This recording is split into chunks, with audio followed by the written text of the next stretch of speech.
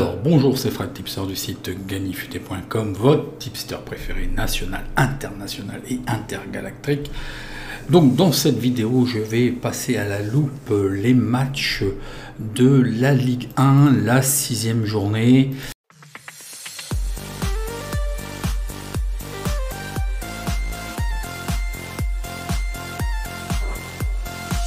Les matchs du 17 au dimanche 19 septembre. Avant de commencer, n'oubliez pas de vous abonner.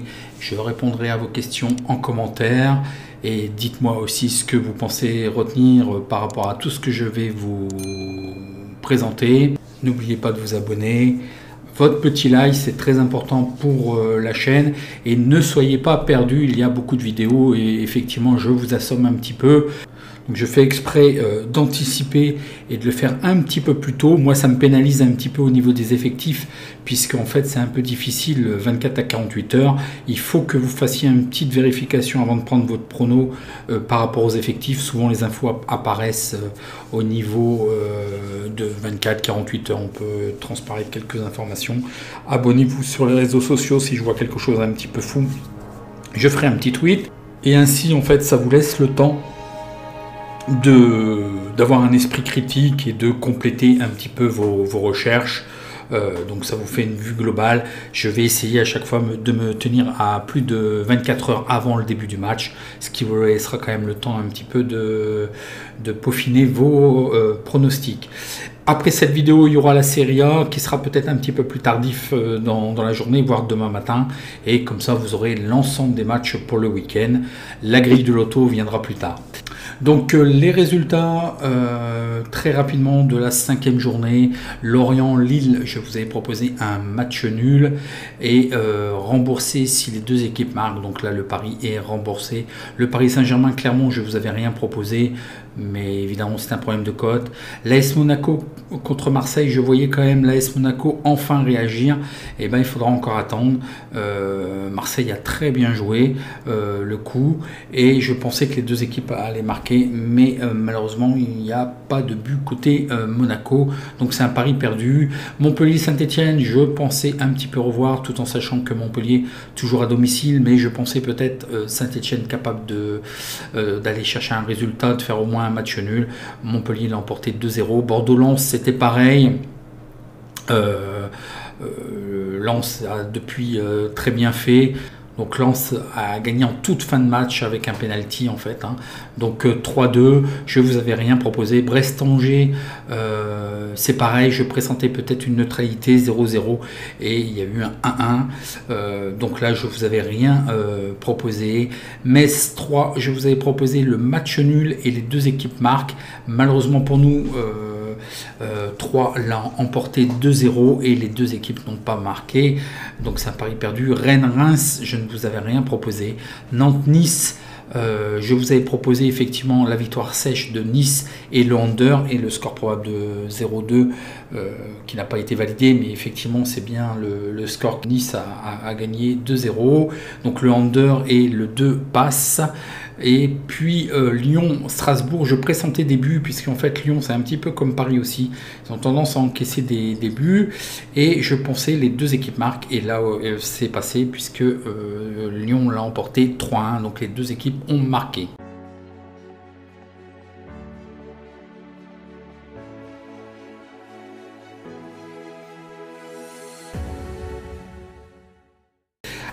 Allez, on commence tout de suite donc avec le premier match qui est Strasbourg contre Metz. Donc voyons voir le face-à-face. Donc une certaine alternance des deux côtés. Au niveau effectif, côté Metz, il y a 4 absents. Et puis côté Strasbourg, il y a aussi 4 absents. Mais c'est un petit peu plus gênant. Il y a Anthony Cassi qui est absent. Je pense qu'il va quand même se faire sentir au niveau absence. Au niveau des statistiques, Strasbourg a vraiment... Strasbourg est dans une mauvaise série de 2 victoires lors des 12 derniers matchs et Strasbourg a concédé au moins un but dans les 8 derniers matchs à domicile. Ils concèdent en moyenne 2,20 buts dans leurs matchs en Ligue 1. Pour ce qui est de Metz, dans les 21 derniers matchs, il n'y a eu que 3 victoires et il concède aussi au moins un but ou plus lors des 10 derniers matchs de championnat. Donc ça marque des deux côtés, vraisemblablement il y aura des buts. Donc voyons voir tout de suite les données. Donc voyons voir les données sur Strasbourg-Metz. Donc Strasbourg est donné favori à une cote de 1,81. L'alerte algo nous détecte le match nul. Effectivement, je verrais bien le match nul et j'ai oublié de vous montrer, c'est qu'au niveau historique, effectivement, il reste sur 5 matchs nuls et je pense que comme on a vu qu'il allait y avoir des buts des deux côtés et que ça marquait et que ça encaissait, je pense qu'on pourrait prendre le BTS, les deux équipes marquent oui, puis le score probable 1-1. Donc je valide effectivement le N et sécurisé avec les deux équipes marquent oui à une cote de 1,85. La cote cumulée des deux, si les deux pronostics passent, est de 2,72. C'est vraiment pas mal. Voyons voir Lens-Lille, donc un derby du Nord. Voyons voir le face-à-face. Lens est 5e et Lille est 12e. Donc voilà, une très belle régularité à Lens. Ils n'ont toujours pas gagné à domicile. Donc bon, ce ne serait peut-être pour ce coup-ci. Lille m'a surpris contre Wolfsburg. Je l'ai pensé, voilà, pour moi je pense qu'ils vont faire un tour et puis s'en vont. Mais quand même beaucoup mieux, c'est Wolfsburg qui était un petit peu timoré. Je ne sais pas ce qui s'est passé dans cette équipe, mais une très belle surprise. Donc une belle régularité côté Nantes, mais par contre côté Lille quand même ça alterne. Donc ça sera à revoir. Au niveau effectif, il n'y a qu'un seul absent côté Lens. Et puis côté de Lille, il y a 3 absents. Quelques petites stats. Lens est invaincu lors de ses 6 derniers matchs. Donc ça, je vous l'ai dit. Ils sont invaincus aussi dans 19 des 21 derniers matchs. Dans leurs 3 derniers affrontements à domicile, ça s'est soldé par un match nul. Comme je vous disais, ils n'ont toujours pas gagné. Lens connaît une série de 4 matchs consécutifs dans lesquels ils ont marqué 2 buts et plus. Et puis, en moyenne, Lens marque 2 buts. Pour ce qui est de Lille, uniquement qu'ils sont invaincus dans 38 des 43 derniers matchs. Mais bon, je pense que on va avoir un autre visage. Je pense que le côté Galtier se fait sentir et là, il va falloir remobiliser, il va falloir reconstruire. Lille, ça risque d'être un petit peu difficile. Les books nous donnent Lens favori. L'alerte algo nous détecte le 2, la victoire de Lens. Et puis le under qui serait value à partir de 1,60. Moi je vous proposerai le match nul. Malheureusement Lens, je pense qu'ils vont pas encore gagner cette fois-ci. Et le BTS, les deux équipes marquent. Je pense que des deux côtés ils sont capables de se répondre. Et Lille, après son match d'il y a 3 jours, peut-être voudront surtout ne pas perdre et rester quand même sur une note positive. Donc je sécurise le match nul et rembourser si les deux équipes marquent. Si les deux pronos passent, on aura une cote cumulée de 2,35. Le match suivant est Saint-Etienne contre Bordeaux. Donc Saint-Etienne est 19e et Bordeaux est 20e. Donc c'est vraiment pas... on va passer très très vite. Hein. Les feux ne seront certainement pas au vert. Donc voyons voir le face-à-face. Donc voilà, hein, toujours pas de victoire des deux côtés, on va pas trop s'attarder. J'attendais un petit peu mieux aussi de Saint-Etienne, mais ça n'enclenche pas pour l'instant. Côté Bordeaux, il y a 4 absents, dont un joueur important, Issouf Sissoko. Et puis côté Saint-Etienne, il y a 2 absents. Au niveau des stades, qu'est-ce que je peux vous dire? L'AS Saint-Etienne a enregistré uniquement 3 victoires lors des 19 derniers matchs à domicile, donc c'est beaucoup trop peu, et il concède une moyenne de 1,8 buts par match en Ligue 1. Pour ce qui est de Bordeaux, ils sont sur une mauvaise série de 11 matchs à l'extérieur dans lesquels ils encaissent au moins un but, et puis il y a eu plus 2,5 buts dans les 8 derniers matchs à l'extérieur de Bordeaux. Donc on risque d'y avoir quand même des buts. Saint-Etienne pourrait peut-être en profiter enfin. Donc voyons voir les données sur ce match.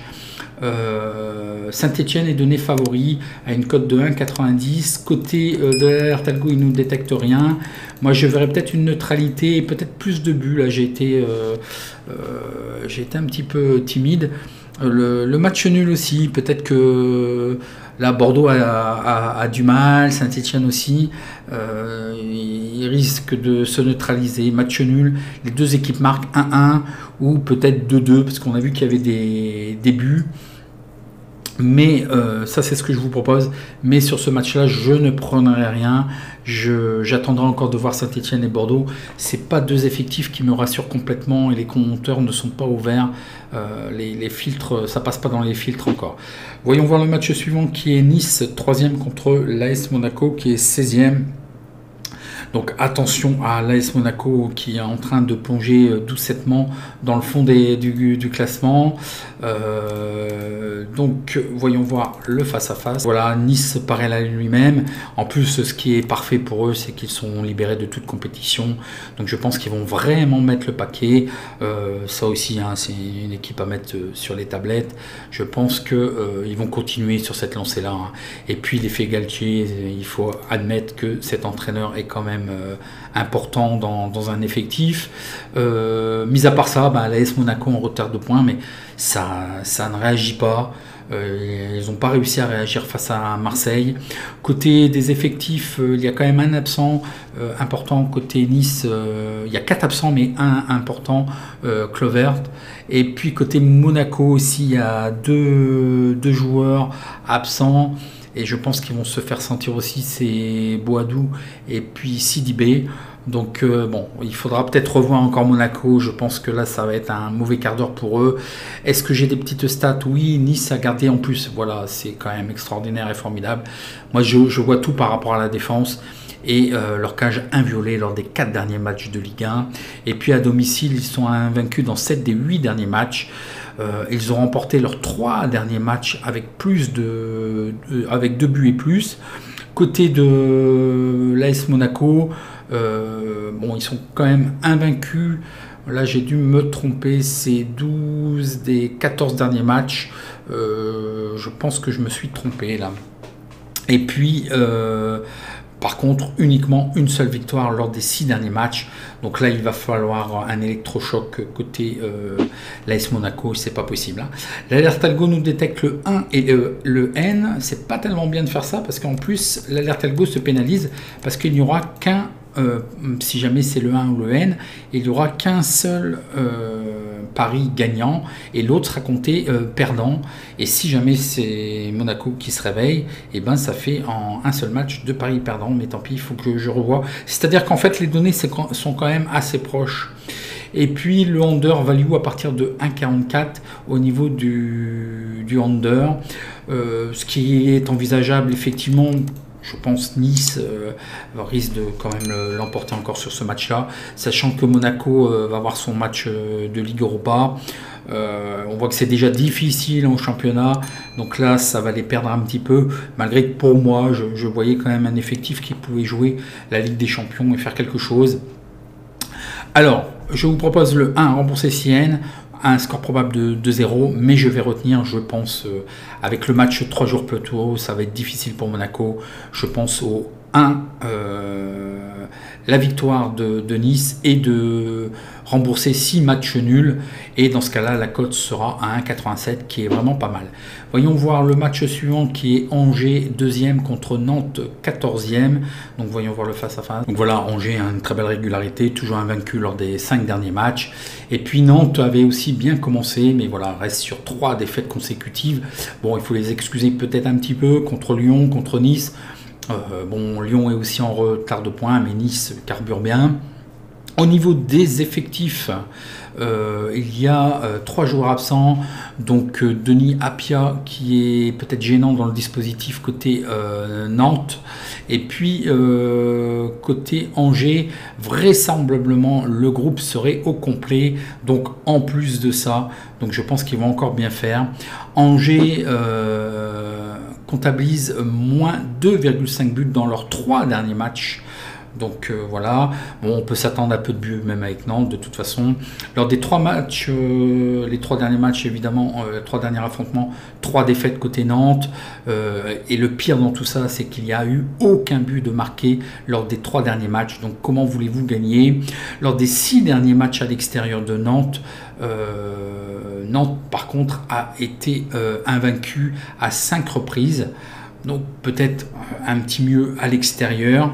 Et puis lors des 6 derniers matchs de Ligue 1, il y a eu moins de 2,5 buts dans les matchs de Nantes. Donc je pense effectivement, c'est ce que je vous dis, pas beaucoup de buts, il y aura peu de buts. Angers est donné favori à une cote de 2. Alors là, l'alerte algo détecte le 2, victoire de Nantes, que je ne suivrai pas. Je pense que là, il faudrait voir le 1 remboursé CN, avec évidemment le under. Score probable 2-0, je pense que Angers ne s'arrêtera pas là. Je pense qu'ils sont capables de marquer au moins 2 buts. Je ne vois pas Nantes peut-être un peu résister plus que ça, mais je n'y crois pas trop. Moi, je jouerai le 1 sec et le under, moins 2,5 buts, puisqu'en fait les cotes sont quand même un petit peu faibles et la sécurisation n'est pas trop possible. Voyons voir le match suivant qui sera Clermont qui est 6e contre Brest qui est 17e, donc voyons voir le face-à-face. Donc voilà, Clermont un petit coup d'arrêt, bon, on peut les excuser contre le Paris Saint-Germain, mais avant ça ils étaient invaincus, ils ont très bien fait contre Lyon, ils ont réussi à les contenir, et puis Brest ne gagne plus, hein, c'est au-delà de cette saison. Au niveau des effectifs, un joueur embêtant, Mohamed Bayo qui sera absent, et puis côté Brest il y a 4 absents dont Géré Uronen, qui pourrait être gênant en défense. Côté des stats, qu'est-ce que je vous ai trouvé? Donc il y a eu plus 2,5 buts dans les 3 derniers matchs de Clermont. Effectivement, il y a des buts, ça marque, mais ça concède aussi. Et justement, ils concèdent 1,8 buts dans leur match en moyenne. Côté de Brest, voilà, il n'y a que 3 victoires lors des 25 derniers matchs, ça va être difficile, et ils concèdent 2 buts par match. Donc je pense que Clermont pourrait bien l'emporter et marquer 2 buts. L'alerte algo nous détecte le 1, effectivement, à 1,90. Je vous proposerai le 1 à rembourser Sienne, mais sur ce match-là, je ne prendrai rien. Peut-être un match nul sur les deux, il faudrait voir, mais il n'est pas possible en fait de sécuriser. Prendre le 1 sec ne m'intéresse pas. Comme la cote du 1 est faible à 1,90, je ne peux pas la sécuriser. Peut-être que Brest serait quand même capable d'accrocher, on voit qu'ils ne gagnent pas, mais ils font quelques matchs nuls. Donc j'attends de voir sur ces effectifs, il y a d'autres opportunités. Ne mettons pas tous nos œufs dans le même panier. Voyons voir le match suivant qui est Reims contre Lorient. Reims est 10e contre Lorient qui est 8e, donc voyons voir le face-à-face. Donc voilà, une certaine alternance des deux côtés, hein. Bon, malgré tout, qu'une seule défaite de chaque côté, donc ça reste pas encore trop alarmant. Côté effectif, Reims 5 absents, dont 3 joueurs quand même qui risquent de gêner dans le dispositif tactique, et puis Lorient aussi 4 absents, et dont Enzo Lefebvre, un milieu de terrain qui serait peut-être gênant au niveau du dispositif tactique. Somme toute, bon voilà, ils peuvent quand même peut-être aller chercher quelque chose aussi bien l'un que l'autre. Je pense que ça va peut-être se neutraliser. Reims n'a gagné que 3 matchs lors des 21 derniers matchs. C'est ça le problème, c'est qu'il y a beaucoup de matchs nuls. Côté Lorient, les deux équipes ont marqué dans les 9 matchs à l'extérieur. Et puis, c'est pareil, en fait, Lorient n'a gagné qu'un seul match à l'extérieur dans les 20 derniers matchs. Par contre, effectivement, ils n'ont pas été vaincus dans 6 des 7 derniers matchs. Donc c'est quand même intéressant aussi. Je pense que ça va se neutraliser, hein. Au moins un but a été marqué par Lorient lors des 17 matchs, donc ça marque. Et puis, par contre, il concède aussi minimum un but lors des 17 matchs à l'extérieur. Donc vraisemblablement, ça va marquer de deux côtés et on peut peut-être s'attendre à une neutralité. L'alerte algo nous détecte rien. Reims est favori à une cote de 2,20. Moi, je verrais peut-être une neutralité, effectivement, match nul. 1-1, et dans ce cas là je vous proposerai le match nul remboursé si les deux équipes marquent. On a vu qu'il était fort probable que ça marque mais que ça encaisse, Donc si les deux passent, on aurait une cote cumulée à 2,39, ce qui est vraiment sympathique. Voyons voir le match suivant qui est 3 à 13e et puis Montpellier qui est 9e.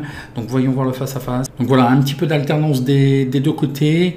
Peut-être un petit peu mieux quand même côté de Montpellier. Bon, à domicile, c'est vrai qu'ils sont toujours difficiles. Il y a 3 joueurs absents côté Montpellier, dont le gardien, pour l'instant, qui n'a pas encore repris la saison, Omelin.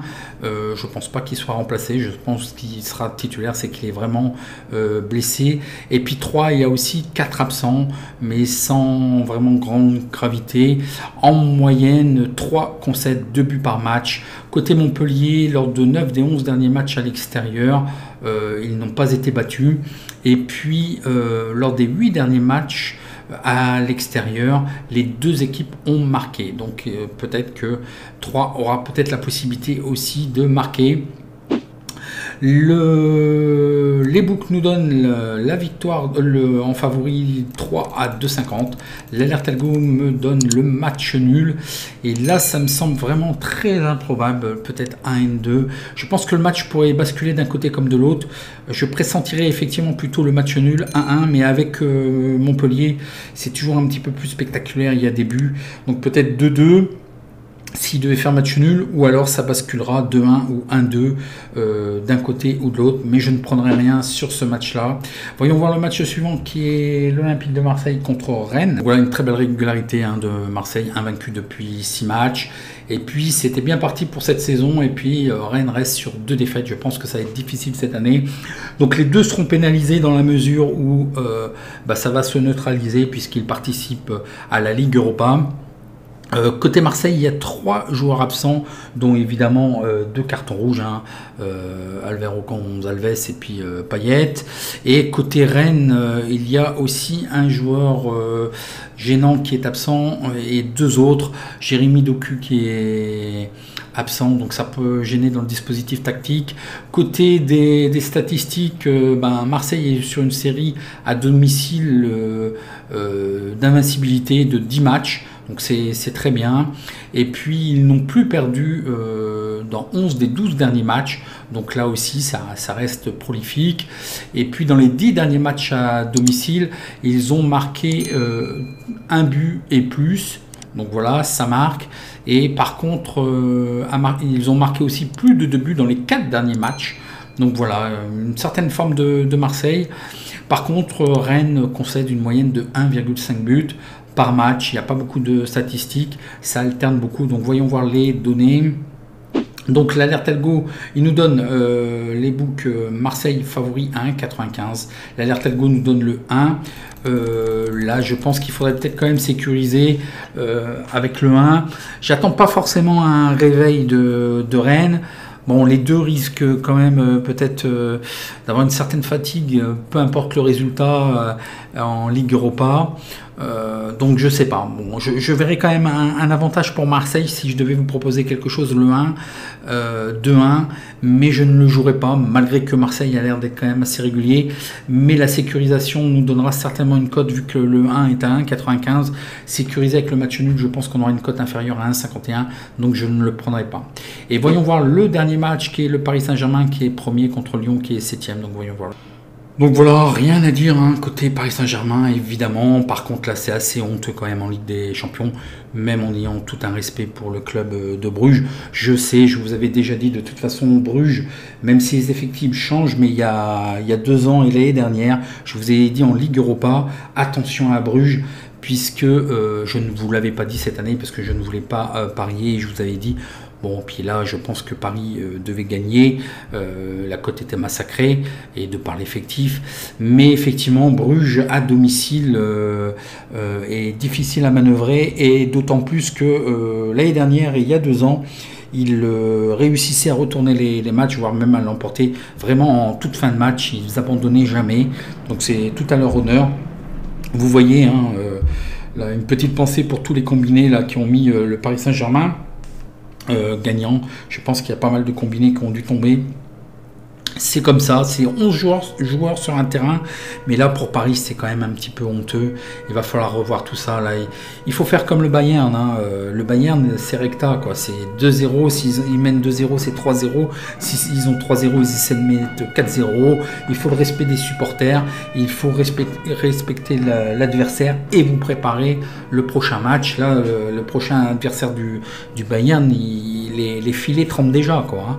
Donc et puis côté Lyon, il y a 6 absents, donc 3 joueurs importants. Il y a Thiago Mendes, Moussa Dembélé, et puis il y a Léo Dubois qui est absent, donc ça risque peut-être d'être difficile.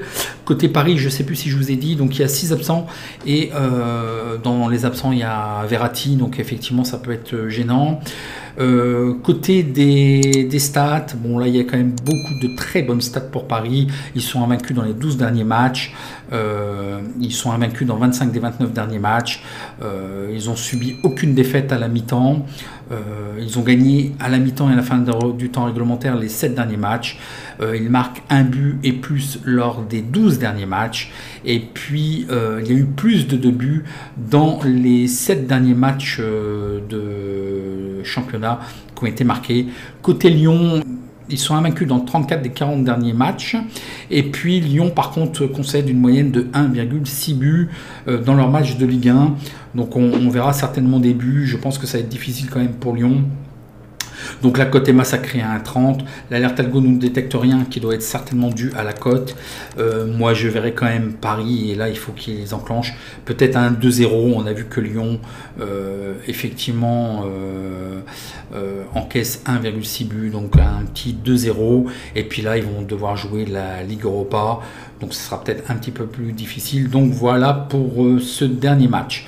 Donc je réponds à vos questions en commentaire. Et puis dites-moi si vous voyez les choses un petit peu plus judicieuses. N'oubliez pas votre petit like. Et puis je vous dis merci et à la prochaine vidéo.